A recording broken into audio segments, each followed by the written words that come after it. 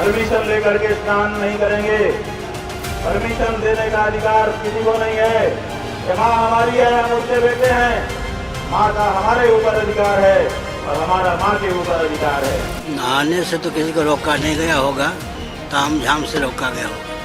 सबके रथ रोक दिए जाते हैं। आप 50 फीट भी चलने को तैयार नहीं थे एक संत के रूप में।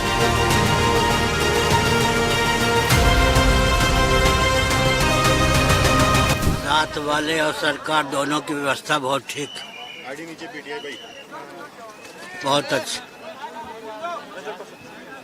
जी महाराज जी, कितना महत्वपूर्ण है आज का स्नान? क्या महत्व है स्नान का? महत्व ही महत्व है। लोक बनता है, परलोक बनता है, परमात्मा के प्रति अनुरक्ति बनती है, पूर्वजों की कीर्ति का भान होता है, ज्ञान होता है। व्यवस्था है महाराज जी अनुकूल? बहुत अच्छी बात। अच्छा महाराज जी, कुछ संत हैं जिनको नहाने के लिए उस दिन रोका गया था, उनको लेकर के क्या कहेंगे? नहाने से तो किसी को रोका नहीं गया होगा, ताम झाम से रोका गया होगा। उनको लेकर कोई विचार नहीं महाराज जी? उनको स्नान करना चाहिए महाराज जी अब आके? झगड़ा मत लगाओ। देखिए, आचार्य चरणों में मेरी आस्था है। मैं साधक हूँ और मैं पूर्ण आस्थावान संत हूँ। मैं कोई राजनीतिक व्यक्ति नहीं हूँ। शंकराचार्य चरणों में प्रणाम है और माँ गंगा के चरणों में प्रणाम है कि कृपा करके ये एक बहुत दुर्भाग्यपूर्ण समस्या देश में पैदा हो रही है, शीघ्र समाप्त हो जाए। और मैं चाहूंगा शासन को, प्रशासन को, पूज्य शंकराचार्यों को इसमें शीघ्रता के साथ कोई रास्ता, क्योंकि हमारी सीमा से परे विषय है। शंकराचार्य से को हम कोई आज्ञा दे नहीं सकते, प्रशासन को आज्ञा दे नहीं सकते, शासन को आज्ञा, हम केवल प्रार्थना कर सकते हैं। इसलिए साधक होने के नाते एक बात जरूर कहेंगे, इस समस्या का समाधान होना ही देश का गौरव है। इसका समापन हो जाना चाहिए। इस पक्ष पर अपना पक्ष जो है प्रशासन ने रखा है। अखाड़े भी कुंभ अर्ध कुंभ के दौरान त्रिवेणी संगम से 500 मीटर से भी ज्यादा, लगभग 1 किलोमीटर पहले ही सबके रथ रोक दिए जाते हैं। आप 50 फीट भी चलने को तैयार नहीं थे एक संत के रूप में, जमीन पर रथ समेत नहाना चाहते थे, तो ये तो कम से कम तीर्थराज प्रयाग जी को ये स्वीकार्य नहीं था। एक प्रश्न है। जहां तक शंकराचार्य पद को लेकर विवाद है, तो ये 2013-14 में कहते हैं कि इनके गुरु ने वसीयत किया। उस वसीयत के आधार पर ये अपने को शंकराचार्य होने का दावा करते, और इनके गुरु ने 2020 में एक प्रतिष्ठित चैनल को इंटरव्यू देकर के ये कहा कि मैंने कोई उत्तराधिकारी नहीं बनाया है, कोई वसीयत नहीं की है। तो प्रश्न उठता है, या तो गुरु झूठ बोल रहे थे या चेला झूठ बोल रहा है। और दूसरे के सुप्रीम कोर्ट ने पुरी के शंकराचार्य जी के शपथ पत्र के आधार पर इनके अभिषेक पर रोक लगा दी। अब ये नया तर्क वकीलों के माध्यम से गढ़ते हुए पाए जाते हैं कि 15 अक्टूबर को जो रोक लगी तो मेरा उसके पहले हो गया था।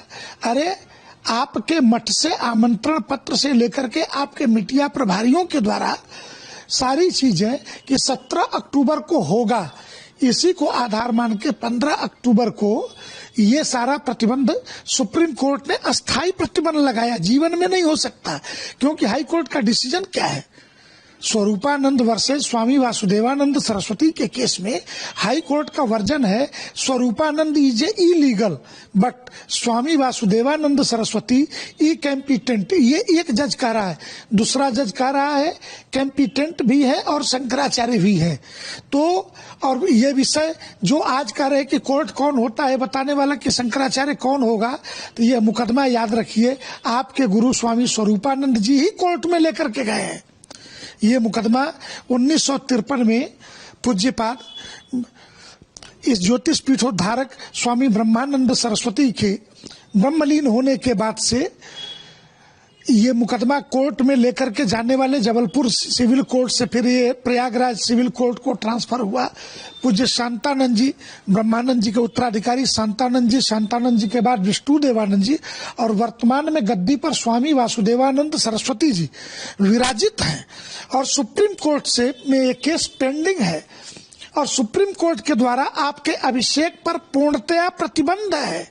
ऐसी परिस्थिति में स्वयं को स्वयंभू शंकराचार्य कह के कभी किसी पूर्व मुख्यमंत्री के दरवाजे पे जाके कि सीएम नहीं बनाऊंगा तो चैन नहीं आएगा, कभी किसी उद्योगपति के दरवाजे जाकर के बैठ जाना, कभी किसी उद्योगपति के शादी विवाह में जाके शामिल हो जाना, अशास्त्रीय कृत्य करना।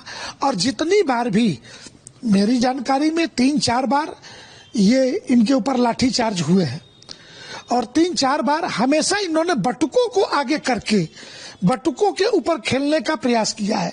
तो आप अपने यहाँ गुरुकुल चलाते हैं या अपने सुरक्षा कवच के लिए निरीह बटुकों का प्रयोग करते हैं, इस्तेमाल शब्द उर्दू का है वो करते हैं, ये तो आपको बताना पड़ेगा। और जहां तक प्रश्न है कोर्ट का, तो सुप्रीम कोर्ट से आप पर प्रतिबंध है, आप शंकराचार्य नहीं हैं।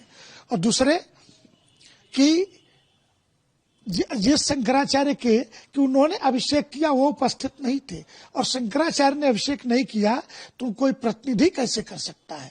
विधु शेखर भारती खुद शंकराचार्य नहीं है और वहां के शंकराचार्य को कहना पड़ा, श्रृंगेरी के शंकराचार्य को, कि मैं शंकराचार्य हूं, विधु शेखर भारती शंकराचार्य नहीं है। इसलिए ये तथ्यहीन फालतू की बातें, सरासर झूठ बोलना सनातन धर्म की मर्यादा को ये गिराता है।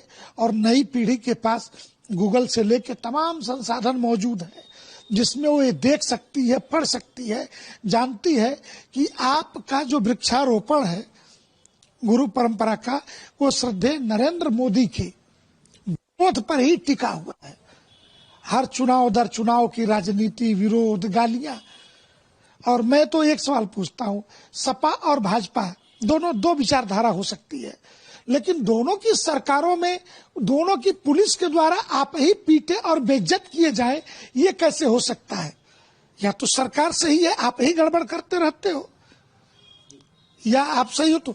और आज जो अखिलेश यादव ज्यादा खैर ख्वाह बने हुए हैं इनके, इसी अखिलेश फोन पर बात किया, इसी अखिलेश यादव ने इसी शहर में दौड़ा दौड़ा के पिटवाया, काशी के अंदर ही दौड़ा दौड़ा के पिटवाया। वीडियो मौजूद है, देख लीजिए कि क्या दुर्गति इनकी कराई है। कांग्रेस की सरकार थी और वहां पे जोशी मठ में पीटे गए और ला करके ऋषिकेश के हॉस्पिटल में भर्ती कर दिए गए। 3 महीने यहाँ के हॉस्पिटल में भर्ती रहे पिटाई के बाद। तो इस प्रकार का कृत्य किसी धर्माचार्य को शोभा नहीं देता। कम से कम धर्म का वेश धारण किया है तो उसकी मर्यादाओं का भी पालन कीजिए। उनका ये मांग है कि मुख्यमंत्री स्वयं हमको आके मिलेंगे तब मैं यहाँ से उठूंगा, वो अपने शिविर के बाहर ही बैठे हुए। 2013 में इनके गुरु ने यही नौटंकी की कि चतुष्पीठ चौराहा बनाया जाए और अखिलेश यादव की सरकार ने इस मांग को मानने से इनकार कर दिया। तो चतुष्पीठ शंकराचार्यों का चित्र सर पे रख के घूमते हुए ये और इनके गुरु ब्रह्मलीन स्वामी स्वरूपानंद जी मेला छोड़ के चले गए। इनकी मांग थी कि मुख्यमंत्री मनाने जाए। मुख्यमंत्री तो छोड़िए, सुरक्षित सीट के एक विधायक को भेजा मनाने के नाम पर। और उस विधायक की, क्योंकि बहाना तो चाहिए था ना अपनी नाक बचाने के लिए, और मेले में वापस लौट आए अपमानित होने के बाद। 2013 का कुंभ साक्षी है इस घटना का। इसलिए ये फालतू की बातें मत करें कि मुख्यमंत्री आएंगे मनाने। उत्तर प्रदेश के मुख्यमंत्री बड़ी चीज है। मेला अधिकारी ने नोटिस दिया है और मेला अधिकारी ने सुप्रीम कोर्ट का हवाला दिया। मौजूदा सुप्रीम कोर्ट अभी क्या कह रहा है, करंट स्टेटस क्या है सुप्रीम कोर्ट का इस पट्टाभिषेक पे? पट्टाभिषेक प्रतिबंधित है, नहीं हो सकता। इनके पट्टाभिषेक पे अस्थायी रूप से, अस्थायी नहीं, अंतरिम नहीं है, अस्थायी रूप से अर्थात कभी नहीं हो सकता इनका पट्टाभिषेक। ऐसी रोक सुप्रीम कोर्ट के आदेश से लगी हुई है और मुकदमा पेंडिंग है। तो ऐसी परिस्थितियों में जो सुप्रीम कोर्ट का स्टेटस है वो सामने है और स्वयंभू सुप्रीम कोर्ट का अवमानना करते हुए अपने नाम के आगे शंकराचार्य लिख के घूमना, निगेटिव पब्लिसिटी में बने रहना, सुबह से शाम तक योगी मोदी को गालियां बकना, सबको लाइसेंस जारी करना कि फला हिंदू है, फला नहीं है, फला को मैं सन्यासी नहीं मानता, ये सुबह से शाम तक यही धंधा चालू है। खबरों की रणभूमि में यहाँ शोर नहीं सोच लड़ती है, जहां शब्द नहीं फैक्ट्स वार करते हैं और हर सवाल खोलता है सच की नई परत।